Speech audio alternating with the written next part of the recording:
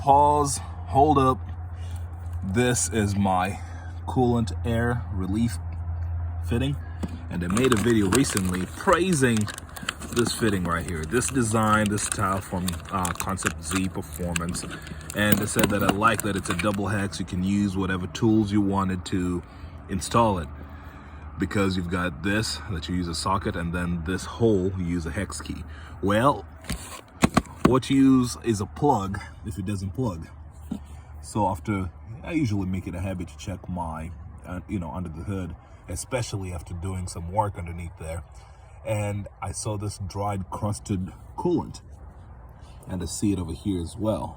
Can you see it over there? So it's interesting.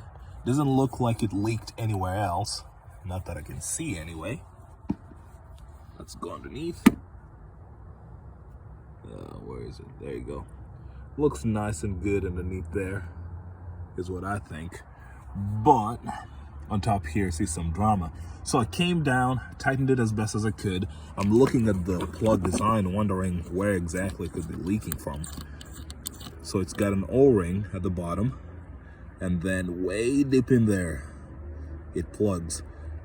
I wonder if this is tapered. I can't really tell from here, but I guess we might be able to share this video with Concept Z and ask, hey, what's going on, man? But so I tightened this down all the way till I encounter the O-ring, resistance from the O-ring, but it keeps going, So on this other one here, I've tightened it all the way down. You can feel the metal on metal contact. But what I'm going to do is, I've got a wet towel over here, napkin. I'm going to wipe it to get rid of that crud, and then drive the car again and see what happens. So as much as I preferred this one over the other designs, if it's not going to seal my system, then this plug is going to have to go.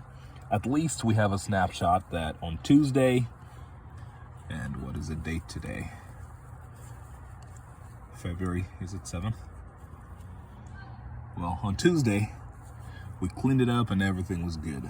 Thankfully, coolant dries off as white or whitish, be it green, be it blue, so we'll be able to see it. And maybe let me wipe here too, so that if any additional leaks happen, we shall be able to see it. Let's see them. So I guess we'll hold on to this video for a little while before posting, like I always do. And if you see posted, then that means, well, maybe it's just nothing to share. If I prove that maybe it was my tightening, or maybe it was just a leak that happened in the beginning, just during the during the installation process. You usually add coolant until it spills up over the top. So maybe that's all it is, that it just dried off that that color. But I'm not sure.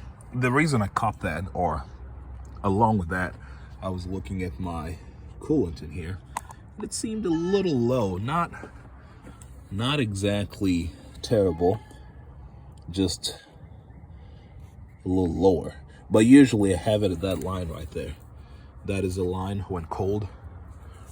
Let's go ahead and, it's kind of warm.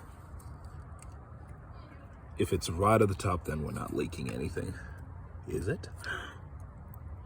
Close, not quite, not 100%, but I'd say it's pretty good.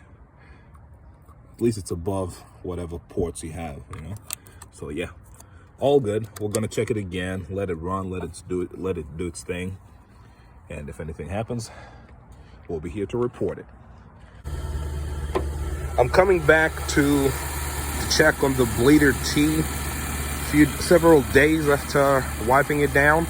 And from here, it does not look any dirtier. It does not look like it has any more residue than I left it with.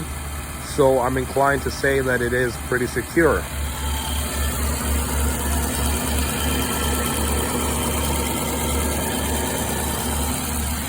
Yeah, I'd say that's a good one.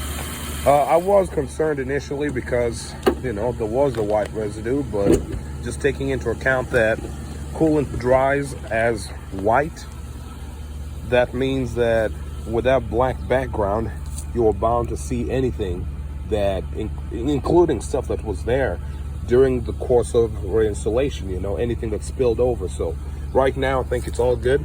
And I would say I still recommend that.